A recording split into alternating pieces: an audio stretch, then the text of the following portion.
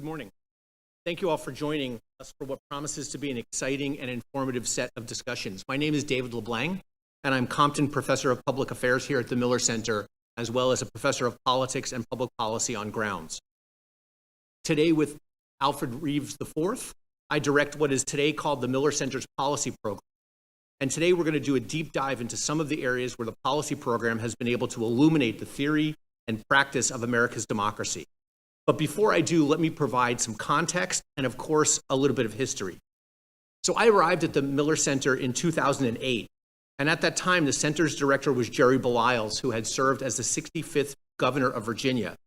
The bread and butter of the center, the thing that the Miller Center was known for, was presidential studies, the Presidential Oral History Project and the Presidential Recordings Project.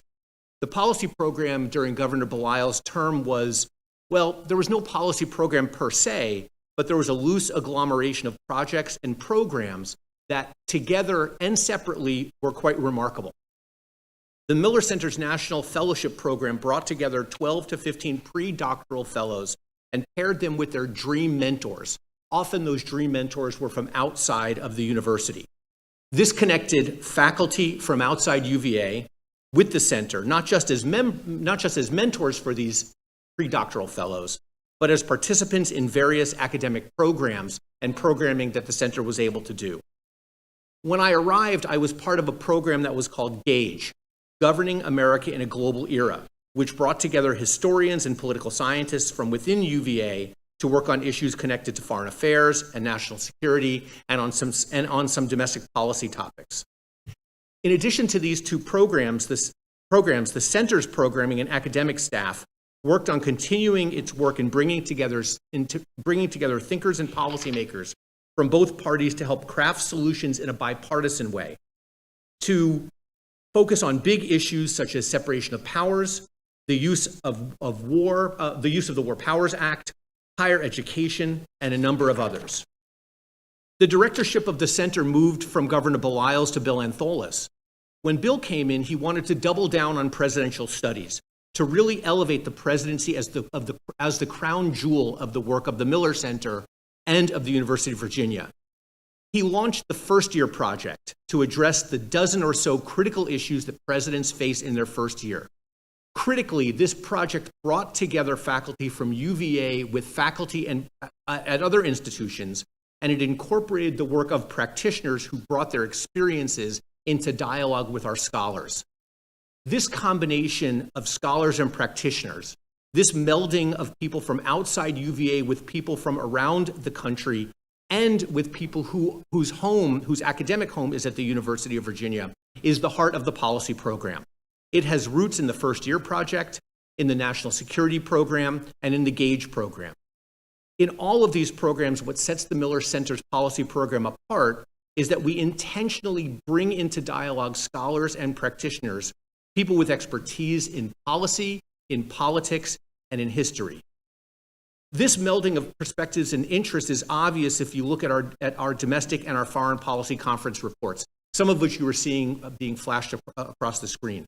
We've been very fortunate to have ongoing conferences endowed by generous gifts from the Battle and the Stevenson families. These conferences allow the policy program to deeply engage in a variety of core policy issues. I should pause for a moment here and note that the policy program is made up of a wide range of experts. Today, we have faculty from across 7 colleges or schools here at the University of Virginia.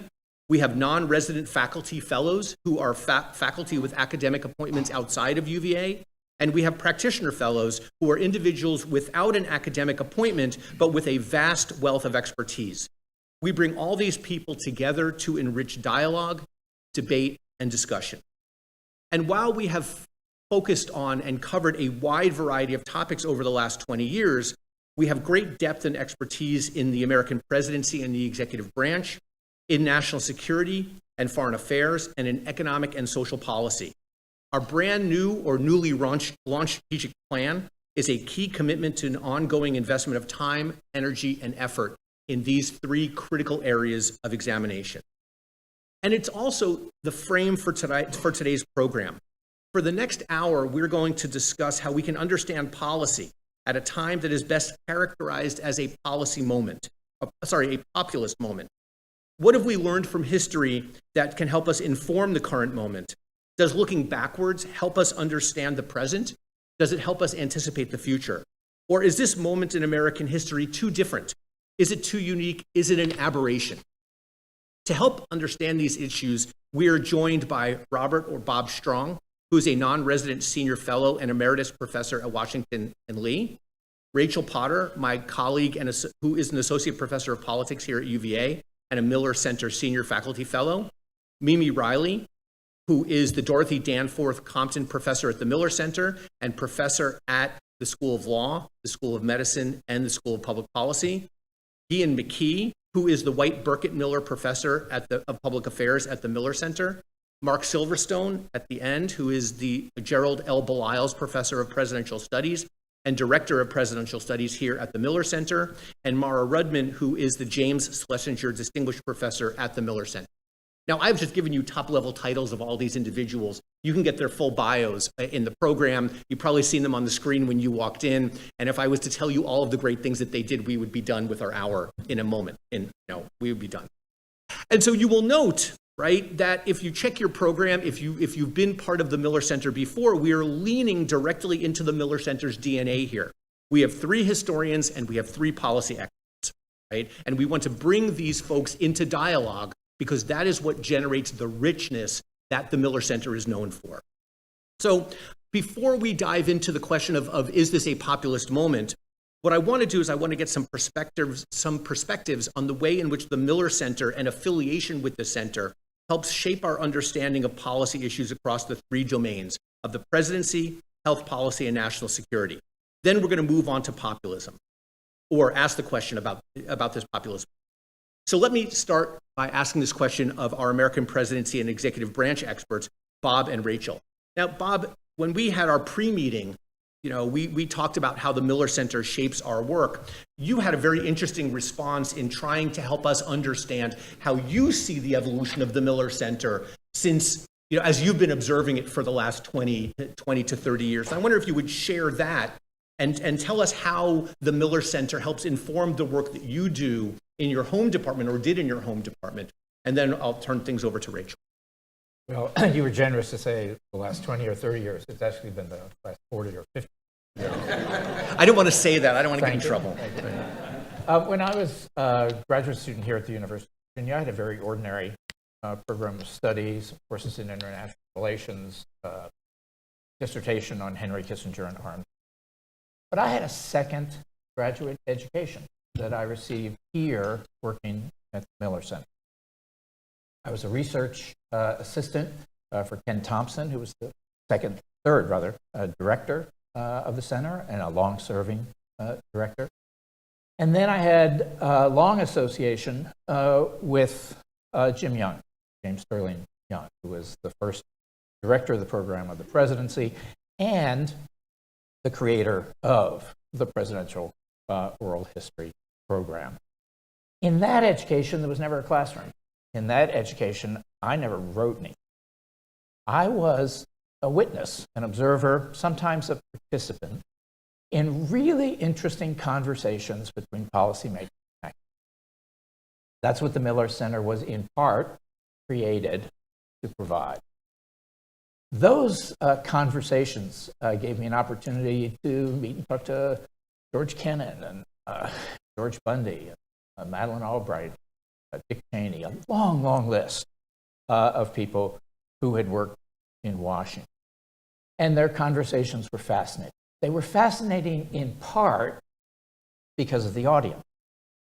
People who are here today, the people who are listening online, were always of enormous importance to the Miller Center because we weren't supposed to be a place where experts met with each other and dived into the weeds, which they are often able to do.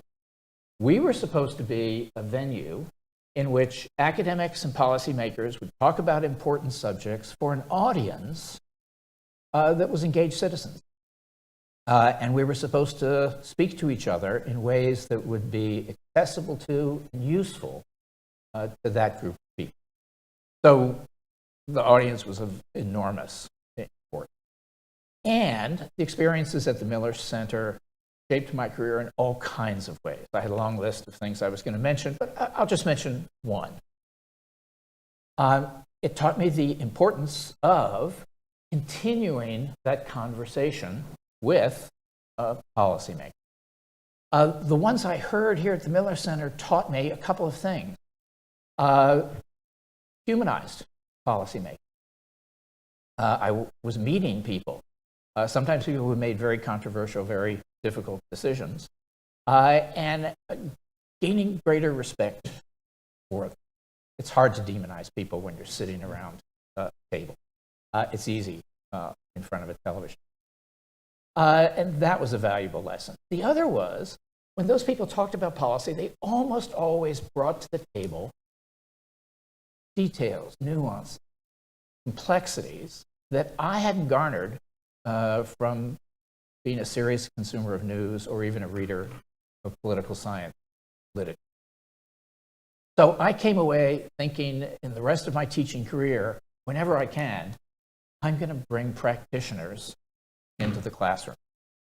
I often team taught courses. When I taught a course on media coverage of the presidency, I team taught with Roger Mudd.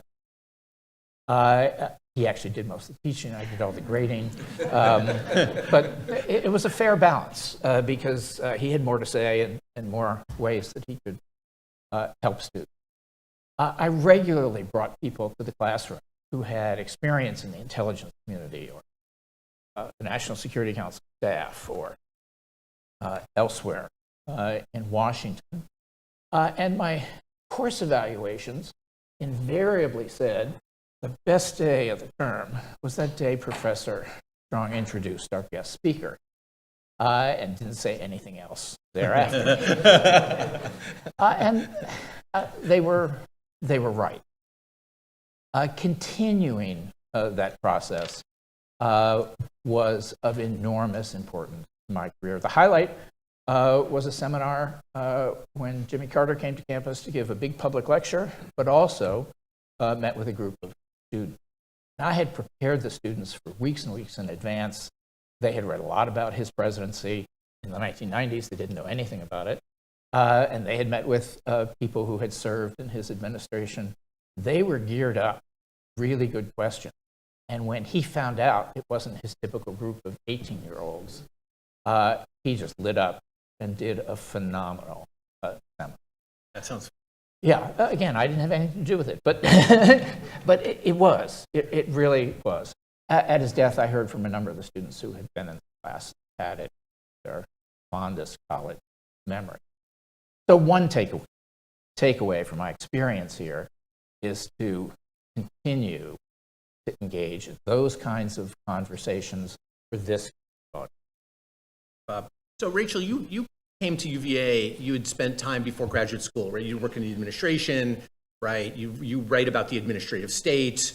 You know, you are somebody who I admire for being so deep in the weeds, you know, as Bob calls it, right? I mean, if you study budget, right, you know, I think you exist in the weeds, right? Fair. And so talk about how, if and how the Miller Center helps pull you out of the weeds and how it informs the kind of work that you do. Yeah, so I've been affiliated with the Miller Center for about 4 years. As David says, I am in the weeds in my research, but I'm also in the weeds as a trained political science. So one of the things that people, I think, don't understand or political science as a field of study is how statistically and data oriented. Very, very much. David and I could go all day talking about robust statistical estimators, but no one would care. And so that is really where my research is all the time and where I live on main ground. So coming over to the Miller Center, the kind of work I've done has forced me not that and to move and to sort of think, what value does my research add to society, right? And so some of the ways that's happened at the Miller Center are things like I first got my feet wet with the Miller Center doing oral history. So I did a couple of oral histories some really high-level Obama administration officials. And I got to ask them things relevant to my work to say, like, hey, does this seem right to you? and get their feedback to say, like, we didn't do it like that. The data looks like that because of this. And so I really got to get under the hood sort of at the outset. Since then, the kinds of things the Miller Center has helped me do is I've invited speakers to grounds, political science professors writing about the presidency, and had them introduce the latest, newest work on the presidency to a broad audience to say, well, what do we understand about the presidency now? What does the new data show us? What are we doing there? We've also, in 2023, held a really large presidency where we invited scholars and practitioners from around the country. We sat in this room and we had really, really deep conversations about all kinds of topics. And we really kept the conversation very open at that conference to say, what is happening in the presidency? What's changing? What's new? What's important? And what came out of that conference was 5 themes that Bill Antholis really teased out that were really things the Miller Center should be talking about. Like, what do we, as people who care about the presidency, what are we focusing on? And I won't go through all of them. I'll just talk about the 2 that kind of really have gotten legs since then. One of which I'm very engaged with, which is the democracy and bureaucracy element of that. So that was one of the repeated themes that came out of these scholars and practitioners coming together, was to say that there's something happening in the federal government. We've really seen that in the last 100 days, but there's a lot of precedents that have come about that have set the stage for what's happened in the last 100 days. So we talked about what is bureaucracy and a democracy and why does it matter?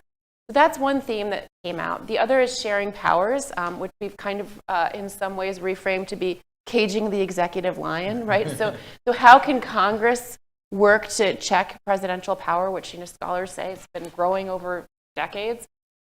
So those are the 2 that we're really going to hit on in our next conference, which will be in the fall of 2025. It is a redux of the last conference, bringing, again, really well-respected scholars and practitioners to this very room to talk about what these 2 themes mean today and going forward in the Trump administration, Trump 2.0, but also in 2050, hopefully 100 years. And the last thing I'll say is, in preparation for that conference, what we've been doing, and some people around this table have been involved in this too, is holding regular Zoom sessions where we bring these people together ahead of the conference to say, like, okay, like, but really in real time, like, did you see the headline last week? What do we think of that as a group? And it's really engaging conversations, because it turns out not everybody thinks about things the same way, which is like one of the benefits of democracy.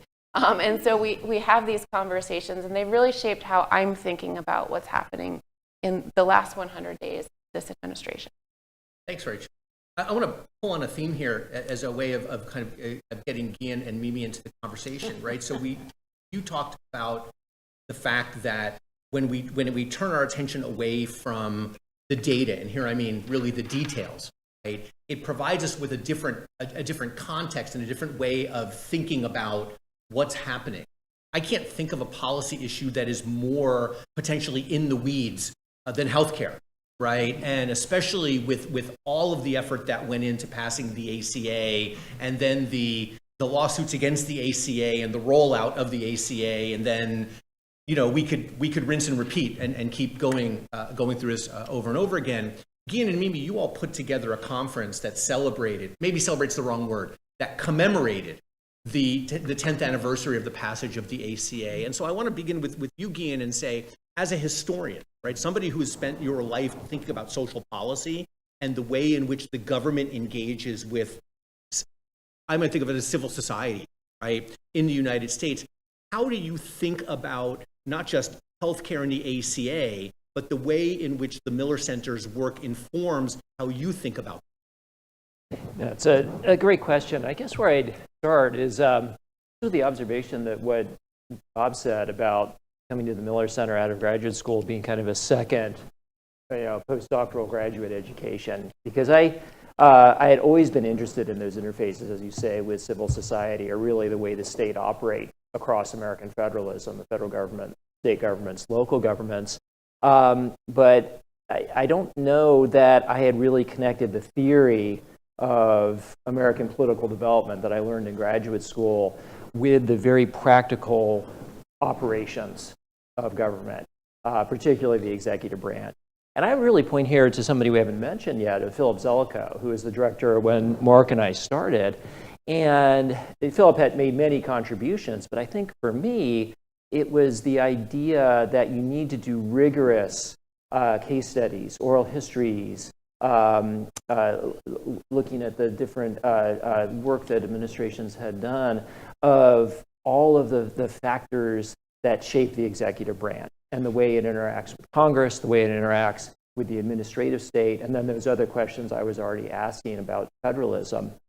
And I would certainly, anyone knows Philip, he's not, your warm fuzzy mentor. This is not what I'm saying, but what Philip did create in those early days was a rigorous model for how we were to approach those kinds of questions of not just what is the president doing, but how is the executive branch operating within this larger context of American government. And I think if I've made a contribution in my work, whether it's the ACA conference where we were really attentive to those questions, not just of getting the bill passed, but how did we shape the run-up to actually launching the legislation, and then afterwards, what happened with implementation, and not just the mess with the rollout of the website, but the longer-term development of this tremendously important piece of public policy as a core infrastructure of the American healthcare system in a way that even amidst, well, we'll see where they go with it, but they've been a little hesitant to tackle it in the first 100 days.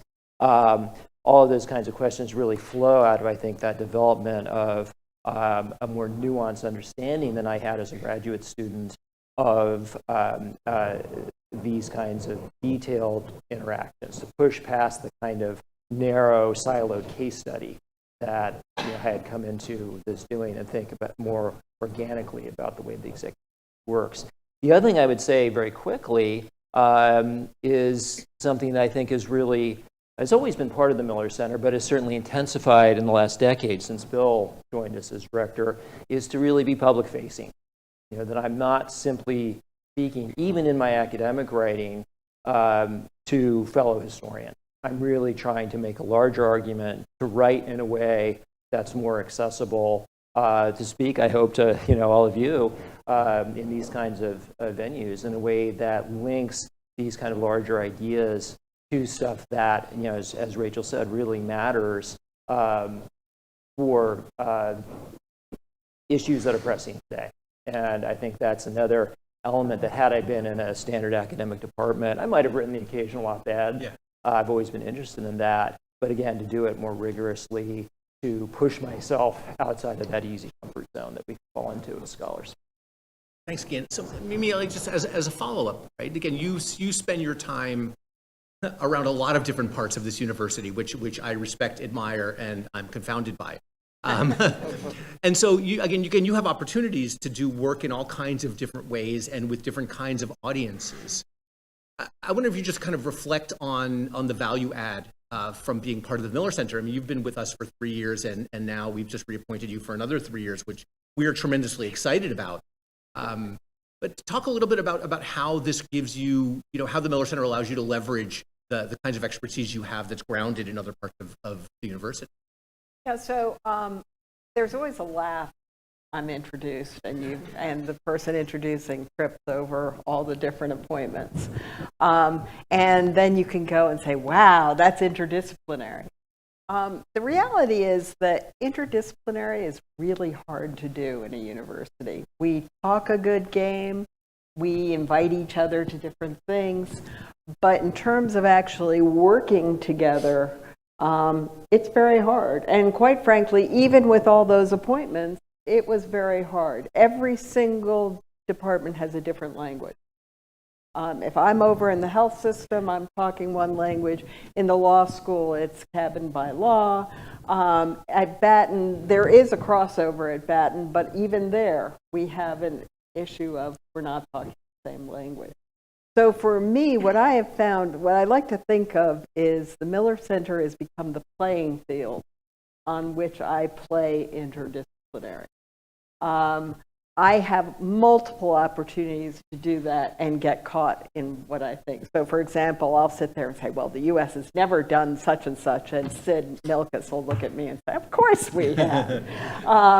And so that plays out in a way that really has enriched what I do.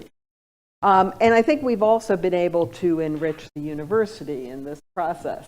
Gian and you mentioned the ACA conference. A couple things. First of all, it came from the roots of the Miller Center with the oral history, and we just kept growing it out. It was a partnership between the Miller Center, the law school, and Darden. Not common players, actually. Although you'd think we should be. We're all in North Grounds, but we don't play that much. And the other thing, for example, is when we think about the public-facing piece, we deliberately put that conference in DC because we didn't want to just be talking to each other. We wanted DC talking to us. And that happened. It was really remarkable.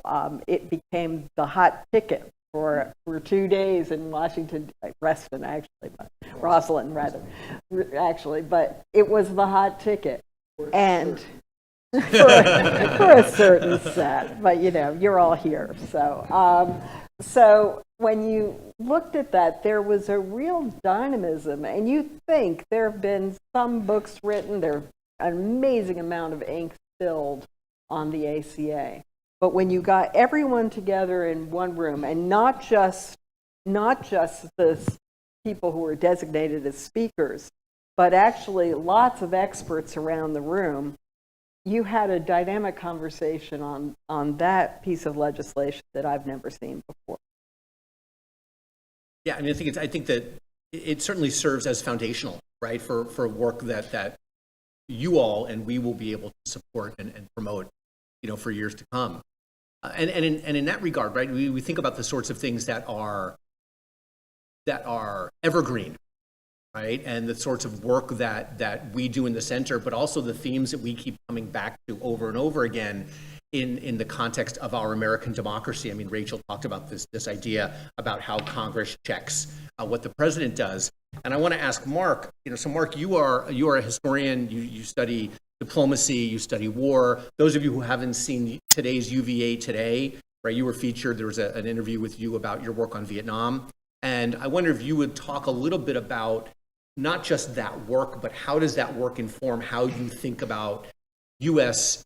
military and security affairs through a diplomatic lens? Sure. Thanks, David.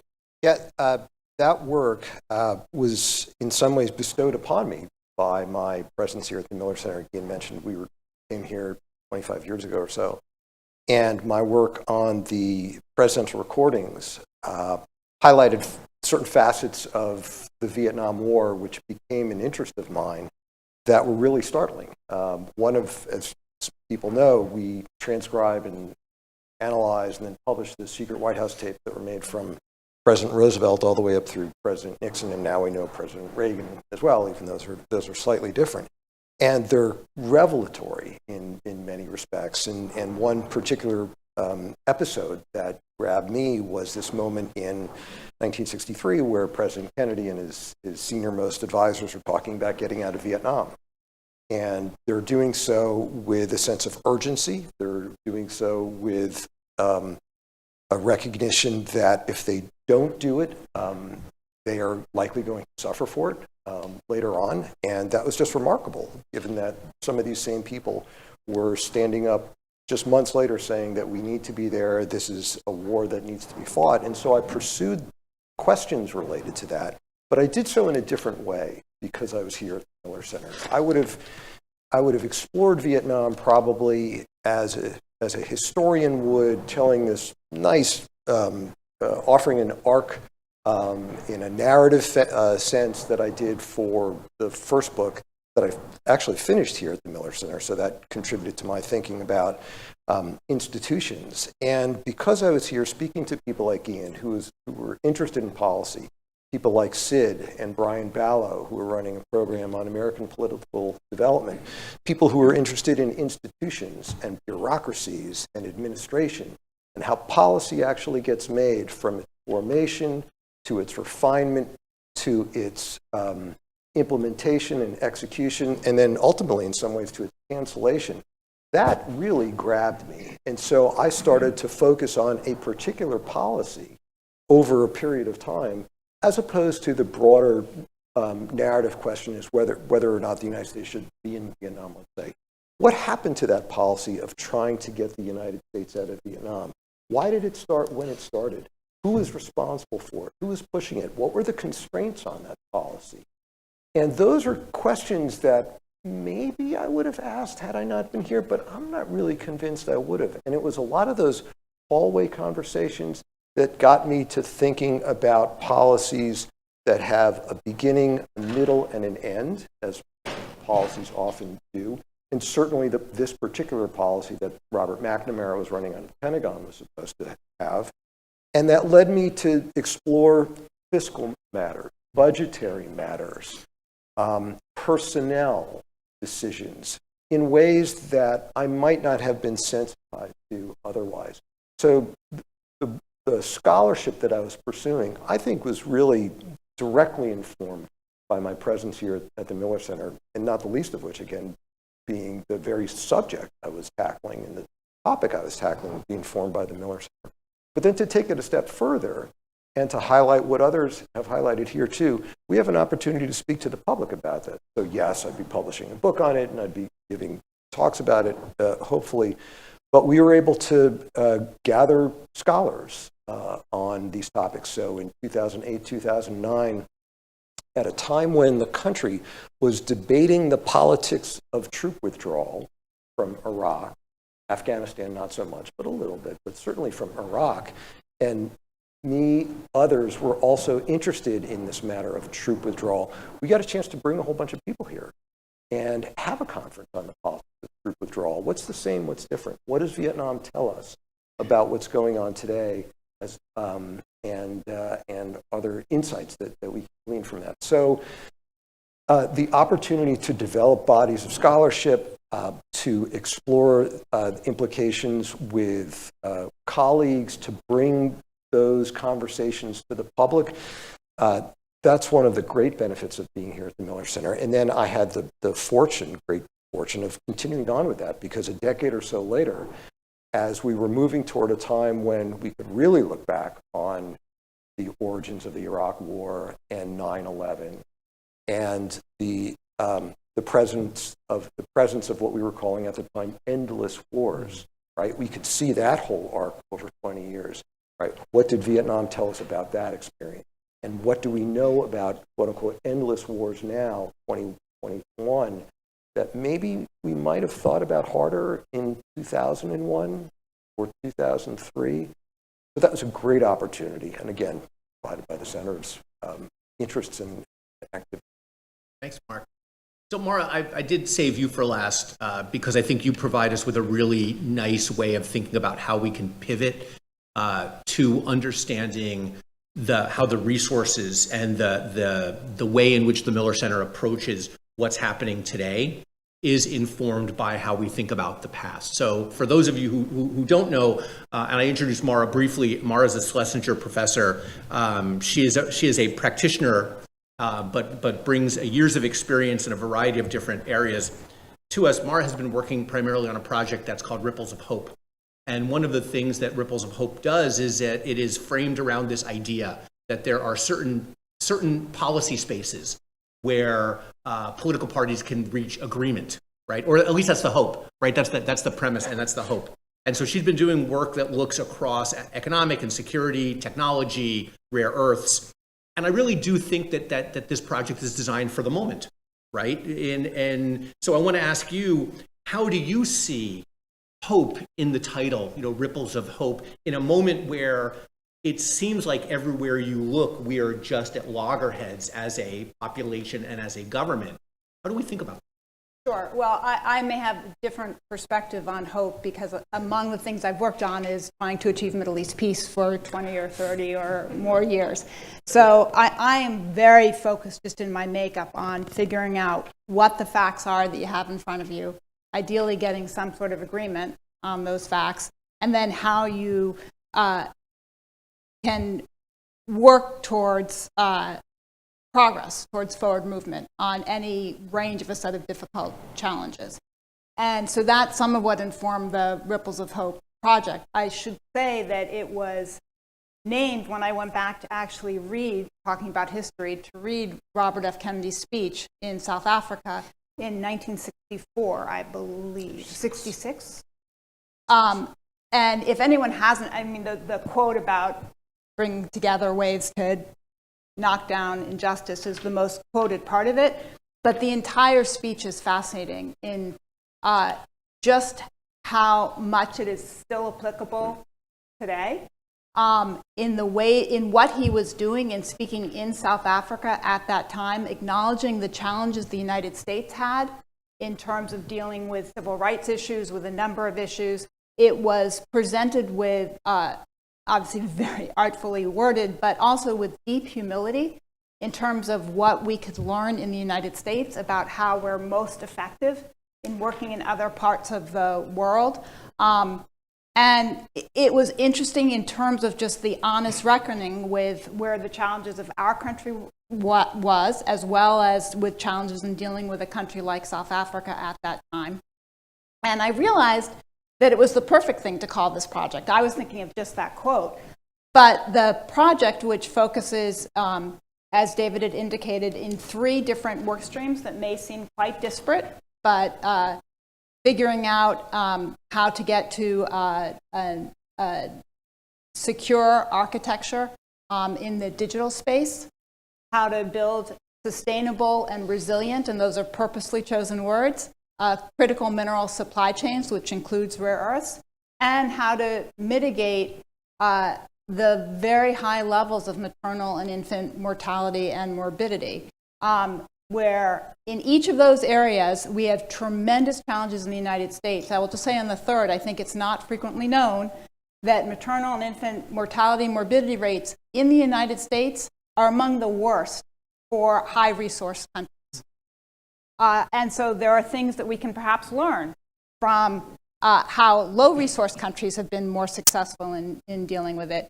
In each of those 3 areas, though, there's both a domestic challenge and international challenge.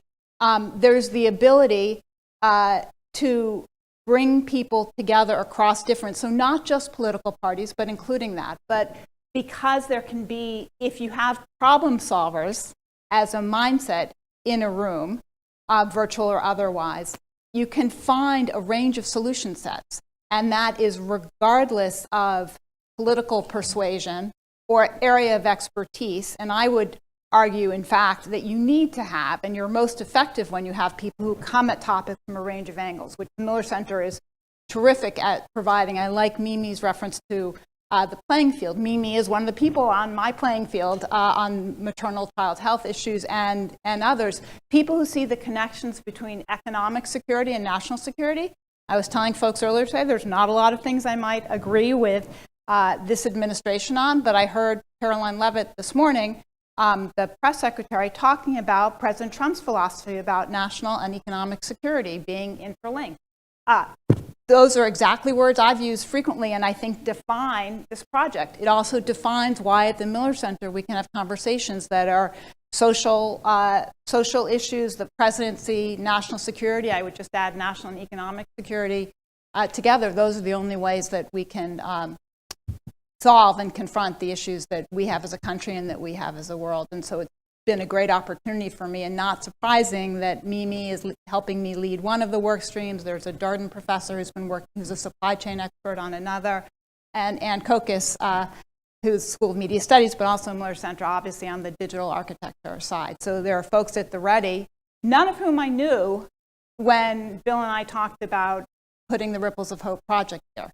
But it's become a very fertile ground for being able to move forward in those.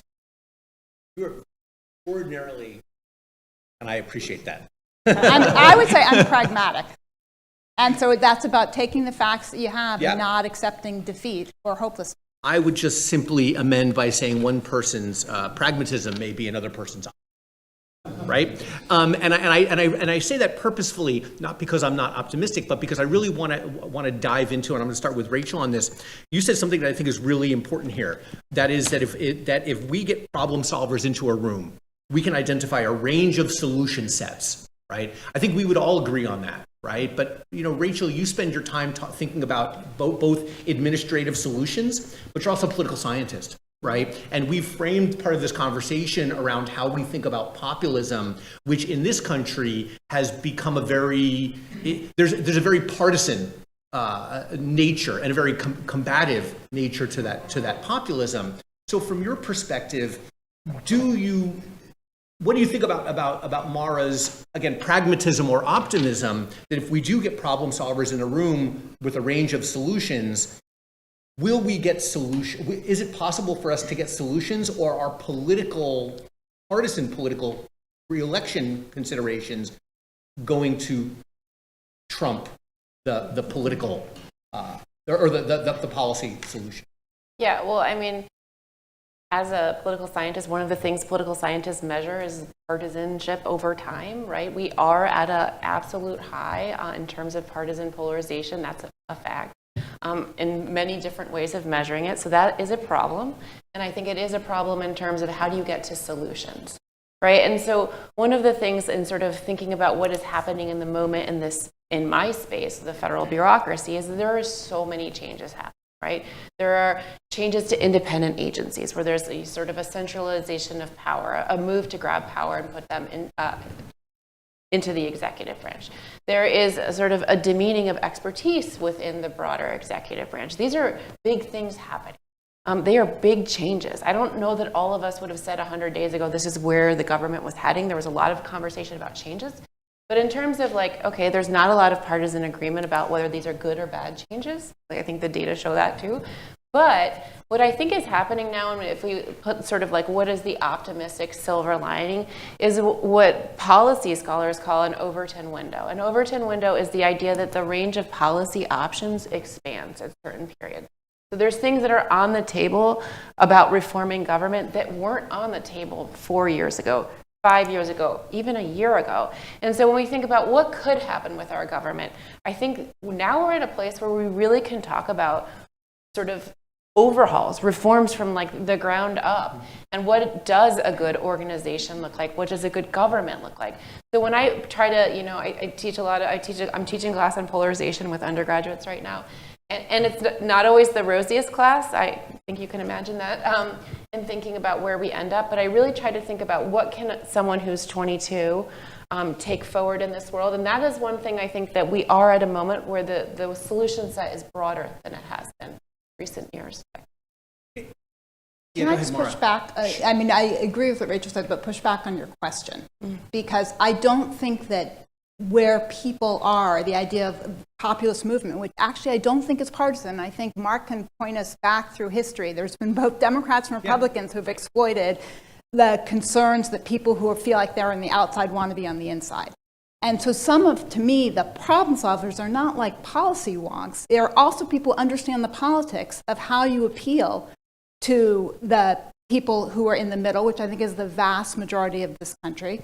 And it goes to the budget is key on that. Budget isn't just in the weeds. You've got to know the wiring to figure out what it's going to take. So I think in terms of the political shifts that we'll see coming, when people start worrying more about losing general elections than being primaried, which may happen the next year, and to Rachel's point, if you're ready with a host of possible paths to go down, you can do a lot with that space. You just have to figure out where you are and have the range of people who can do it.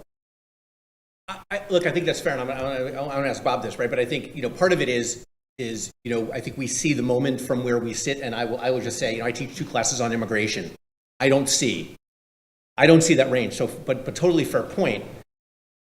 Bob, again, Rachel gives us, a set of, she began by saying, if we think about partisanship, we're at an all-time high, right? Then Mara's intervention is absolutely correct, right? Populism is used, exploited, leveraged by Democrats, Republicans, the left and the right. Absolutely. Can you give us a sense from a historical perspective, right? From your perspective as a scholar, how we can think about comparisons, right? Are there historical moments, policy moments that might allow us to understand what's happening today through a different set of lenses? Sure. Well, the first thing I would want to say is we're always right to talk about partisanship today. We're always right to talk about polarization. But we have to add a third factor. Those things are more problematic in a nation that's evenly divided. And it's the even division that makes both of those things far more difficult, far more problematic. In our current circumstance, lots of people use the term populism, and it does apply, but I think in a limited fashion. It only started to be used in the middle of the 19th century to describe an agrarian movement in Russia, and then later similar agrarian movements here in American politics. And it does involve anger. Not so much a explicit policy agenda, but resentment at being left behind or not being cared for, or a government that's not doing its job. It is anti-elite. And we're seeing all of those things. But there's no populist uprising calling for the taking of Greenland. There's no populist uprising defending politicians who have affairs with porn stars. There's so much more going on beyond that we need to pay attention to. I think a better place to go than the late 19th century is the founding. Because even then, they were afraid of partisanship. They didn't like parties. Of course, they created them, but they weren't proud of it. They worried that partisanship would get out of hand. They worried that the public would make big mistakes, that we would have state or sectional loyalties that would take us away from the union that was the thing that was actually going to lead to our peace and prosperity. And they knew there were demagogues. And they knew that the public could easily be fooled. They used to talk about the presidency in terms that we were safe as long as there was George Washington. If the presidency can be powerful if George Washington has it. But they would talk among themselves, what's going to happen when we have General Slushington? What's going to happen when we have someone who's the opposite of George Washington? Will the system survive that kind of pressure, that kind of challenge? So populism is part of the story, but we have a long history of worrying about power in our system and conflict over that power. So maybe we move away from just using that word, right? And maybe populism does become supercharged in ways that are unintentional. But there are certain kinds of issues where, again, I might not have thought about it at the time, but think about the work that passing healthcare in, right? If I think about something that affects not only the largest part of our budget, right, but affects almost everybody, we think about healthcare, and again, going to Mara's point about infant mortality, which I didn't appreciate. Where the U.S. fell, how do you think about the levers of politicians, right, in capturing, in motivating, in mobilizing constituencies for a particular policy outcome, right? And I would invite you to use healthcare as the example because it does seem to be one of these things that we're just not talking about. That we're not talking about as much now as we did certainly, when Obama ran. I think at some level we're always talking about healthcare. And let me explain what I mean by that. I do think it gets to this question of the populist moment, in that healthcare is emblematic of a larger pattern in American politics, and particularly American policymaking, over half a century at least. And I should say I think the ACA I'm a tremendous supporter of the ACA. I think it was a huge accomplishment under the circumstances that the Obama administration and their allies in Congress faced. It was about as good as you were going to do in those circumstances when you think about the backlash that even during the process of passing the bill that it created. That said, the ACA fits into a framework of addressing the problems of healthcare that I think is woefully incomplete. And what I mean by that is that it does not effectively address the affordability crisis of healthcare, the cost of healthcare. And this is a bipartisan failure. If I'm going to summarize very generally, very broad level, there are two approaches that the parties take to the problem of healthcare costs. And they're both taking the easy road. Start with the Democrats, that the general approach to American healthcare costs being higher than that of any other developed economy in the world without corresponding better outcomes is to subsidize those costs, very broad. We're going to provide the funding so that you can purchase insurance. We're going to expand Medicaid. These are all good things under the circumstances of what you can do, I would argue. But they are not fundamentally addressing the cost drivers of health.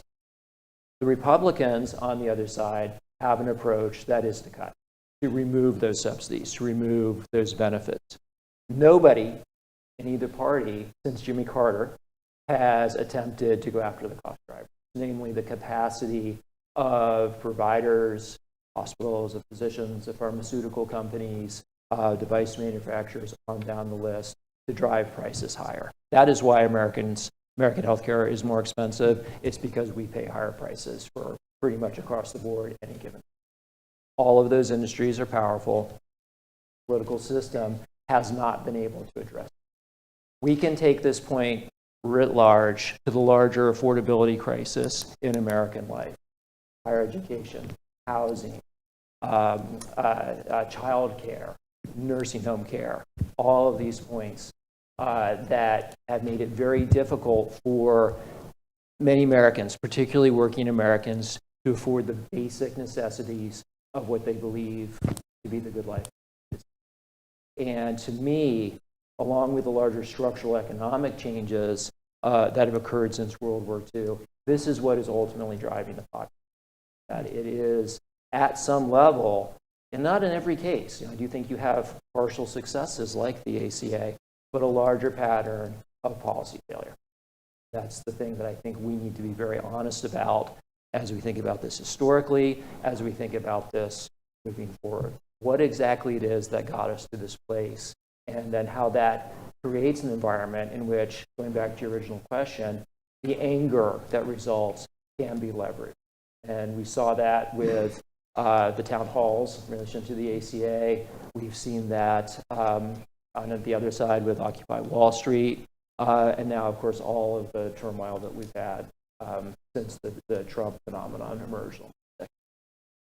So do we understand this as there's always times when we think about democracy being refreshed, right? And we think about people becoming more active and more interested, right? We are fortunate to be at a university where I think the median student is pretty interested and relatively informed. And I say this, relatively speaking, which is a good thing, right? I think I'm a political science professor, right?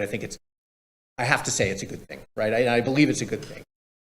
But as we think about this, like what I'm curious about is how do we think about guardrails, right? Are there, and do we need to think about ways in which a political system can or should or is designed to help bring about the better ideas? Again, I go back to what Mara said, right? If you get problem solvers in a room, do we have a political system that is designed to help problem solvers rise to the top? And I was kind of open this up to everybody around the table and let you think about that for a second while I ask folks in the room that if you have questions that you want to ask the panel, you all have cards and pencils, I think, somewhere. And if you want to ask questions, we'll get to them in about 5 minutes. Just kind of raise your card and somebody will come in and pick them up, okay?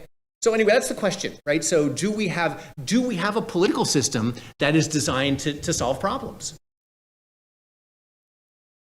Yeah. So I guess I'll start. Yes, when it's functioning well, and the absent party has been Congress recently. So I think when we're thinking about that, we should think about what those problems are. In my own little world, CDC is ripe for fixing. The pandemic revealed to the public many things that those of us on the inside knew were major problems. You could take that to HHS more broadly. The cost issue is a great example right there. But it's also a great example that we don't have a political system designed to it, because cost is a third rail. And we always have to remember one person's income is another person's cost, and those go politically in a way that is very hard, with every 2 years having major elections to actually wrestle with. I want to capture, though, one piece as I think about this political system and its solving problems that often gets meshed in these days with populism, and I don't think they're the same. I think deregulatory impulses, one could argue being led with a chainsaw by the tech bros, is not a populist movement. It is different. It is something that has been growing over at least 50 years. And that has its own force that I think, even if we were moving out of a populist framework, would stop being there. I was listening to a podcast the other day that was a great example of this. It was on EPIC, which is the EHR. And Do you want to tell people what that means? Sorry, Yeah. I should say, yes, Yeah. electronic health record. And the digitization of electronic health records, one could argue, it's actually not in the ACA, it's pre-ACA, was one of the signature wonderful pieces of the Obama administration. But it also added just layer upon layer of regulation, made physicians hate their lives, and arguably led to the major integration we have in health systems, which is pushing up costs. And so I think we have to not think that this is a moment that's just come. This is a moment that has been building. Similarly, I think the hatred of what we were seeing with science, NIH, all that going on. That was, we like to say, oh, the pandemic ruined us. We wring our hands and think we get over the pandemic. That's been building since the 30s. It's actually the Miller Center that's helped me realize it, because I've had to put on a historical lens and look at these within that. So as I think about your main question for now, this, do we have a political system that is designed to do that? The problem I have is we can't talk anymore, and our political system is no longer designed to do that. That may be, I need Anne to tell me, is that media and all those different pieces within that? But somewhere I think our political system needs to allow us to actually, beyond in a room like this, actually figure out these different forces. Laura? So I would just say, I think it's important, if we're talking about our political system, that to me it's very much not about changing the structures of our government. That our political system in the United States is business leaders, unions, it's civil society, it's all the people who vote for people every 2 years and every 4 years. And I think it's important to look at that, and also helpful to me to have a historical perspective on it. I'm pointing to Mark because he went back and forth with me on some things for me that forced me to go back and look at the number of points in time in the history of the United States that we've had very serious tensions. Not always with the president, but sometimes it is. It's presence of both parties. We've often been defined as a country by being outsider versus insider. And what I come back to is the Constitution and the rule of law. Like, that's our national religion.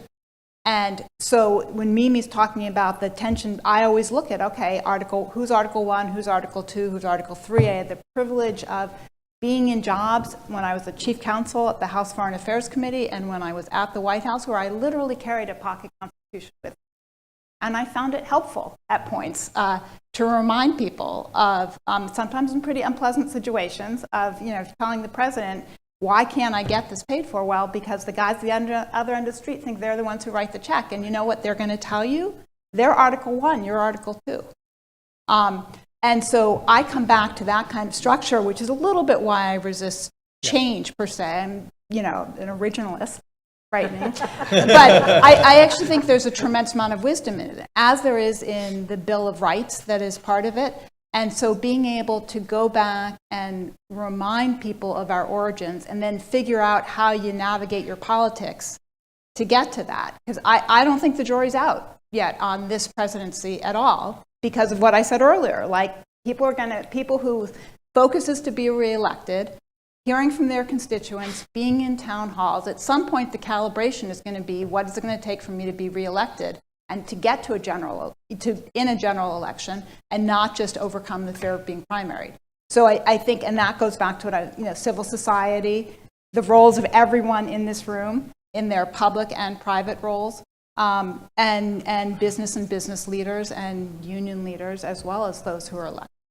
So let me take just veer off this just for a second, because I think it's important, to also give some air to something that Rachel mentioned, which is, how do we think about Congress, right? And how do we think about the work that Congress is supposed to do? And here I'm going to ask Mark. You've written on war powers, especially you've written on Vietnam, right? And so we think about the most, in some senses, the most powerful power that the president has, right? The ability to declare war, right? Or an ability to declare war, right? Which is a prerogative that is explicitly identified in the Constitution. How do you think about the powers of Congress vis-a-vis the executive, not specifically in war, but as we think about it today, right? The way in which the Congress has interacted, whether it's Obama or Trump or Biden or Trump. Yeah, I think it's crucial, and what others have said before about congressional acquiescence as a problem today is central. The colloquy that we had going back and forth about how has populism emerged over time featured that, and the growth of executive power and the resentments that people formed as a result of a whole series of institutional failures, whether it came from the debacle in Vietnam and especially in foreign affairs, the debacle in Vietnam, Afghanistan, and Iraq, and then ultimately the withdrawal from Afghanistan itself. But intervening, there were a series of developments as well that really soured the public on the best and the brightest, right? That ironic phrase that was used to describe all of those who led us down the garden path in Vietnam. And they did so at a time when there was a lot of congressional deference to executive authority, particularly in foreign affairs. And this is a dynamic after the Second World War, when the executive was given the prerogative because the nature of the stakes were so great, because the need for the president to act so quickly, particularly in an atomic environment, that you just couldn't have Congress's meddling so much. So there was real deference to the executive, to the president, to take the lead in foreign affairs, in addition to a variety of judicial rulings that essentially said that the president is the voice of the American people when it comes to foreign affairs. Unfortunately, or this is just the way the cards fell, things didn't go so well when the executive had all that power and simply pressed forward in Vietnam without Congress stepping in. You can speak to, as you mentioned, the war powers, and Congress essentially devolving onto the president those powers to take the country to war without a declaration of war. Once Congress started to push back, Bill Fulbright in the fall of 1965 talking about the arrogance of power, criticizing a president from his own party, which happened, and then Fulbright leading the televised hearings in 1966, which legitimized popular dissent against the war and against the president of his own party. you saw a greater popular, a sense of popular unrest that came to the fore. And you did have a more participatory democracy. There were more voices participating. It was unruly. There was a pushback against the old order. I'm thinking about your broader question, can we have a conversation today? Yeah, we can have a conversation today, but the nature of that conversation is so coarse, and it's partly because of that media landscape, which we really haven't gotten into, how fractured it is, how much it privileges the loudest voices, the most sensational voices. And I think that makes it really hard for us to have that conversation. But that's all happening at a time. There has emerged, you point to the emergence of talk radio in the early 1990s as a really big part of that. Obviously the internet 1.0, but really 2.0, when people are offering themselves as this, celebrities of the moment. And that makes it really difficult, I think, to have a coherent conversation. We're not looking to go back to the best and the brightest, and I'm not sure that it's necessary to have the kind of gatekeeping function that elevated a Hubert Humphrey to the Democratic Party's nomination in 1988. But it is fairly unruly and chaotic. And I think unless there is more pushback on the executive by Congress, where you started, with some people today acting like Bill Fulbright had done before, willing to go out, and we're seeing some of that, but there needs to be more courage in Congress. It will come from a mixture of both idealism and self-interest, which are the kind of poles that have run U.S. foreign policy. It's the normal trope for years and years. People need to see it in their own self-interest, but you also need really true patriots to do it as well. Again. That's well said, Mark. I want to turn back to the issue of change that Mara raised, because I very much agree with her at the kind of macro constitutional level.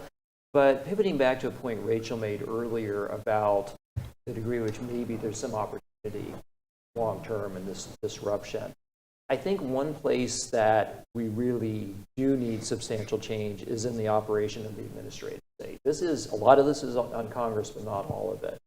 That we touched on the problem of implementation with the ACA, but this is a much broader, more deeply seated problem. Just to take the Biden administration, when you look at the major legislation that they passed, money is appropriated, the amount that has actually been spent, let alone projects completed, is really pitifully small. And this is a huge, huge issue in some of these larger issues of alienation from government and frustration in the population at large, that we need to find a way to have a government that is full. And there's a lot of attention to this right now, kind of in the larger policy space. People writing about like funding's agenda is the current term for it. But there simply is a problem in the way the administrative state works. And it's partly regulation, but a lot of it is just at the level of process, of policies within departments for implementing legislation, boxes that you have to check, other requirements that you have to meet that may have nothing to do with the purpose of the legislation. If your goal is to promote renewable energy, that should be what you're pursuing, and you might want to have, full, development of female or minority-owned businesses. That's great, but should that hold up the funds for doing a solar, or should you be pursuing that as a separate policy? It's just one kind of very simple example, but we need to get back to the point where when we pass legislation, we don't need to win the next 3 presidential elections to see it fully implemented. And that's kind of where we were at with the Biden agenda. So, while I agree with Mara that I'm not sure we need constitutional change, we absolutely need to not be defending the status quo of where we've been in American government for the last 30 years. We have to get back to government. I want to be clear, I wasn't Please. defending status quo. I understand. I'm talking about a frame you can use. Yeah.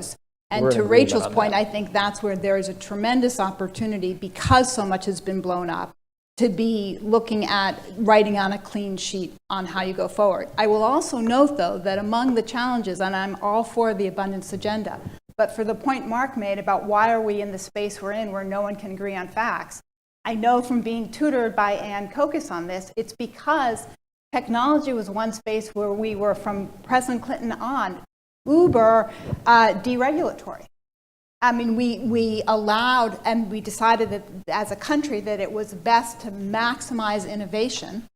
And so we are in a place where the United States has much less holds, right, while China is maximizing that, and Europe and Japan and others have kind of gone their own ways. But some of the chaos on why there's no agreement on facts goes to the fact that we have a social media environment and a digital architecture that is wildly insecure because we wanted to make sure that, and you can make a case on both sides, but, and again, I'm all for the abundance agenda, but just got to be conscious of what it's brought us in other spaces. I think we have to be careful here distinguishing deregulation from an emphasis on process.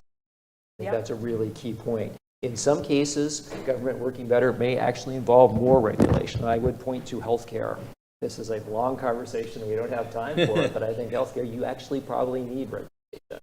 In some places. In some places. Yeah, again, we don't want to go any farther on that thread other than that point that this is, the abundance agenda really is about process, procedure, policy, different from regulation. Yeah, Rachel? Well, I'm going to bring this back to the historical perspective we're trying to take to think presidents historically don't have a lot of incentive to reform bureaucracy. We don't have these conversations like every time there's a new president. Just to be clear about bureaucracy, scholars have been talking about procedure and the problems with procedure for a long time, but no one cared what we said, you know? But now it's actually on the agenda. And I think, again, I don't want to be Pollyanna-ish about this, but there is opportunity here because what we've done decade after decade after decade is layered policies on top of each other across all of these domains, like, right? So nothing, right, it comes to this as an optimal design. This comes in as like a layered sort of disaster that each president is like, I got 4 years to do an Affordable Care Act, and like, what am I going to do, right? You just do what you can and then you split. And we sort of need to step back to say, like, well, what can we do as a reason to take these policy areas one by one? And I don't know what the institution that does that is. It doesn't feel like the presidency of this. It doesn't feel like Congress. And in a way, like if we look back to history, maybe it is like some social movement like the progressive movement that really takes us to sort of what are the big ideas that we do care about? How could we better design the systems we work with? Bob, I mean, I really enjoy listening to the things you're talking about, and I think you're right that there are opportunities to make things better. But we also live in a period where there are opportunities to make things much worse. Yes, yes. Much worse on the rule of law. And positive. Okay. Well, I'll take that back down to the ground just wanted here, to bring it back. This is a particularly precarious period in Agreed. American politics. Yes, absolutely. And that probably is the realistic. yeah, but look, I think, you know, part of it is we've moved from so many different topics, right? I mean, we think about how do we engage in discussion. You know, I love, Rachel, you know, your point that we've actually now at the first moment that I can remember have a real conversation about how to reform and restructure government, and in a sense it's refreshing, right? Because it does provide an opportunity to think or rethink. It's kind of like when I think about the work that you all did on the ACA, like we can't start from scratch. We have to build something within the constructs that already exists.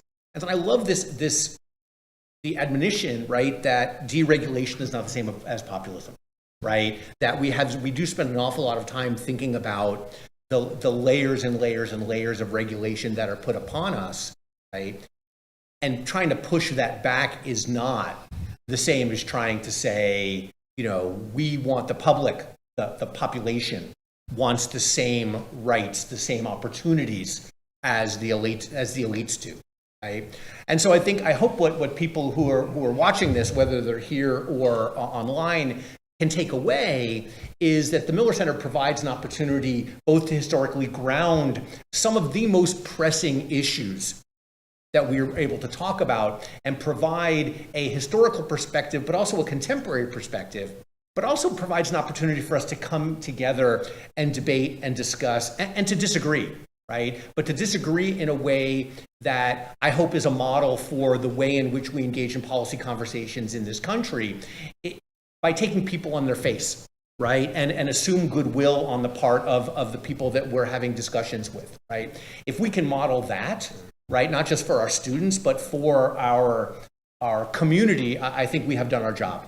So I want to thank our panelists deeply for being part of this conversation. I want to thank you all for taking time to come and join us here at the Miller Center. I want to thank everybody who's made this possible, especially Christina and Mike. Thank Bill Antholis and Lindsay for their work in supporting what the policy program has done. And I wish you all a great rest of the day.